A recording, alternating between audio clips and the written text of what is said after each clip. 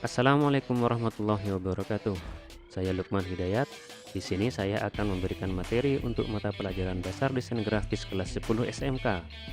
Dikarenakan pandemi yang belum selesai, jadi kita akan belajar secara daring melalui video ini. Jadi simak sampai selesai.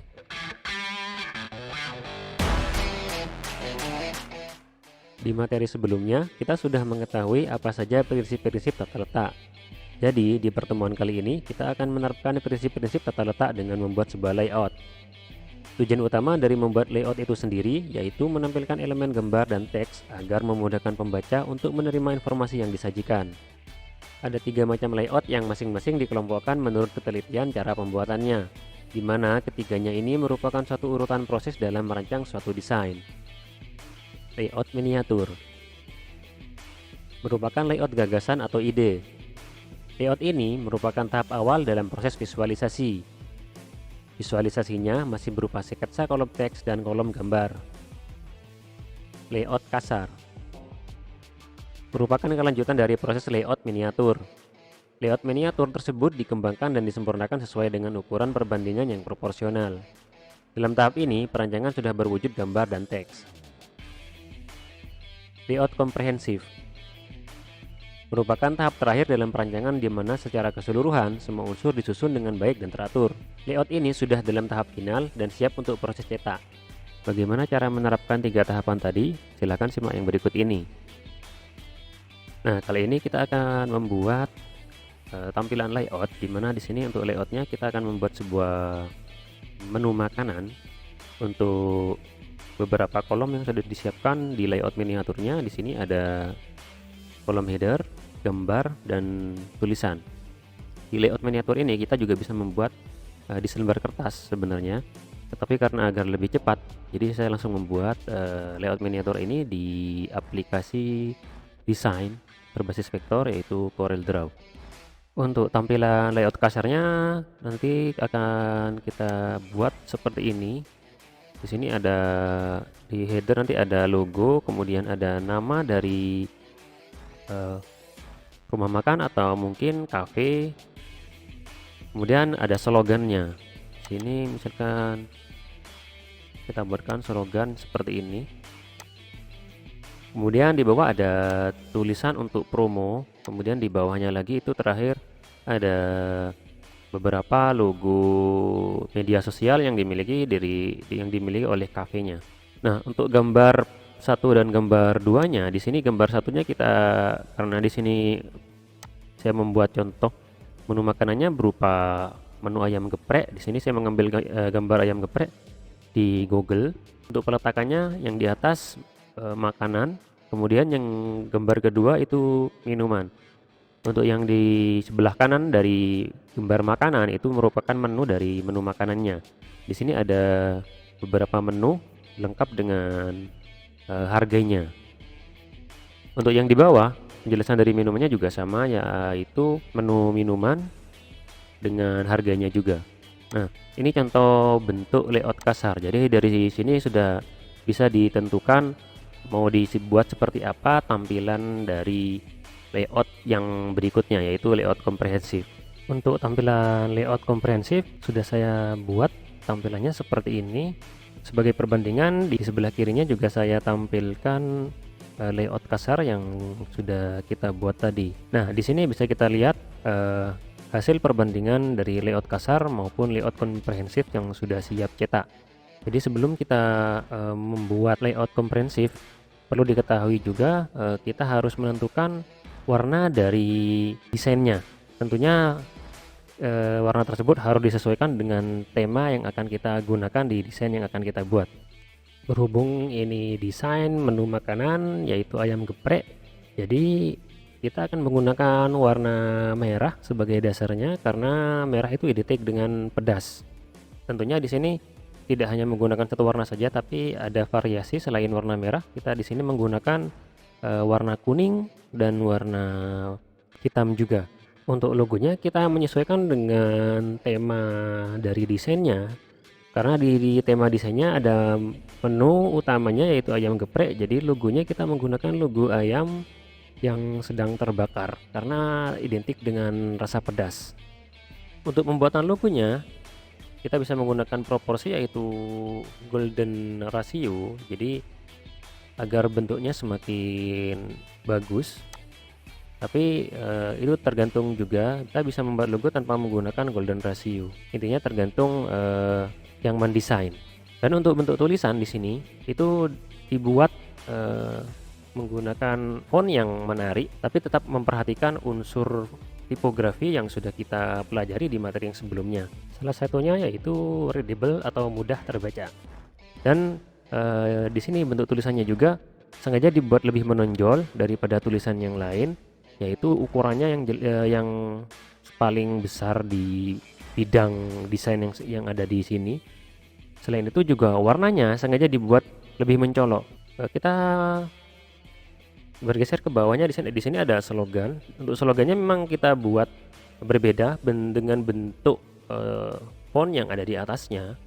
Untuk warnanya juga kita menggunakan warna merah, karena di sini juga berarti sebagai tantangan bagi mereka yang berminat untuk mencoba berbagai menu pedas yang ada di Geprek Cafe ini. Bergeser ke bawahnya, di sini ada tulisan promo. Di sini ada tulisan, lihat juga update promo kami tiap minggunya di media sosial di bawah ini. Nah, untuk tulisan ini kita buat ukurannya lebih kecil lagi dari yang tulisan slogan, karena di sini intinya hanya menyampaikan informasi seputar di luar dari dari menu yang ada. Jadi intinya ini hanya informasi tambahan yang bisa dilihat oleh pembaca. Makanya di sini kita menggunakan ukuran font yang lebih kecil. Yang penting yang perlu kita perhatikan untuk bentuk fontnya, pastikan untuk bentuk font yang ini kita buat tegas. Intinya tegas, maksudnya dari tegas tersebut tidak tidak bermodel seperti yang di slogan atau seperti yang di judul yang di atasnya. Kenapa? Karena selain ukurannya kecil, kalau kita buat yang aneh-aneh justru mungkin tidak akan terlihat. Dan untuk warnanya di sini kita buat berwarna putih atau warna netral, karena ini juga mudah dilihat walaupun ukurannya kecil. Dan kita juga harus memperhatikan peletakan dari tulisan ini. Intinya tulisan yang di promo ini, informasi ini bisa kita sesuaikan dengan yang di atasnya, maksudnya dengan logo maupun dengan tulisan judulnya. Nah, kita geser lagi ke bawah. Di sini ada logo media sosial. Di sini ada 4 media sosial karena di desain untuk yang layout kasarnya itu ada 4: Instagram, Facebook, Twitter, dan WhatsApp. Paling tidak di sini didesain untuk yang komprehensifnya itu tergantikan dengan berbentuk logo media sosialnya. Kenapa? Karena lebih simple. Kalau kita menuliskan Instagram, misalkan Facebook dan sebagainya, itu terlalu panjang. Kalau dengan logo itu justru akan lebih menarik mata pembaca.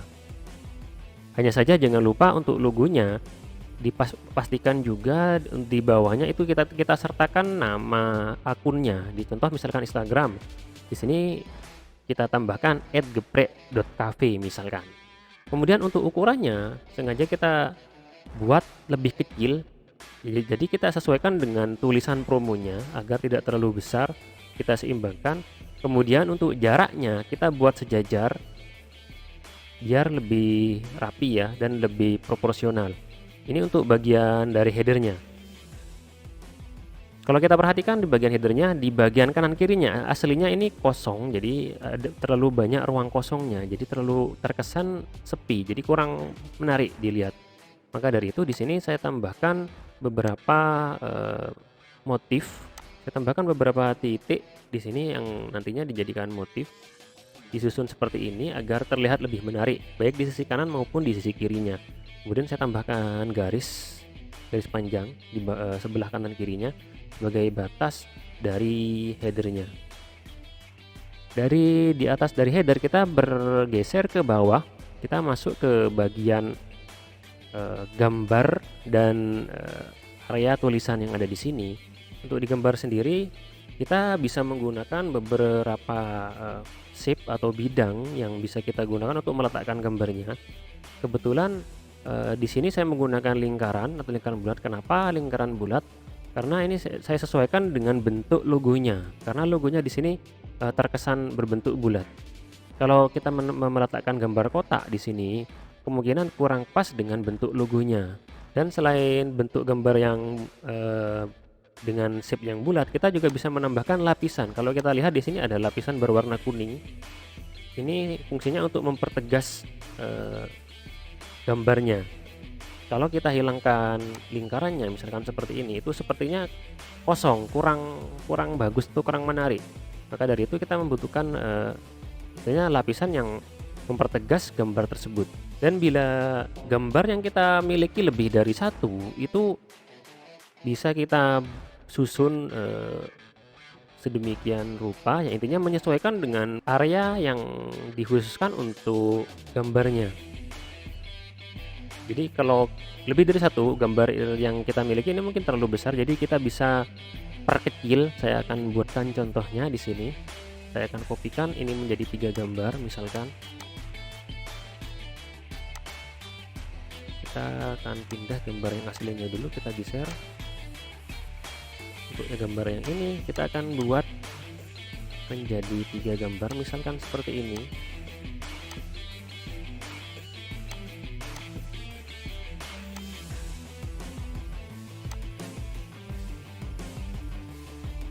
Nah, bisa kita buat seperti ini modelnya misalkan.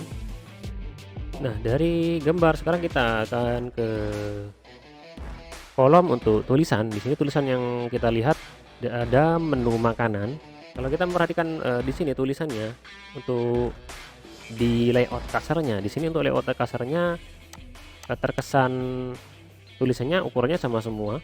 Kemudian tidak ada yang menonjol dari menu yang ada di layout kasarnya.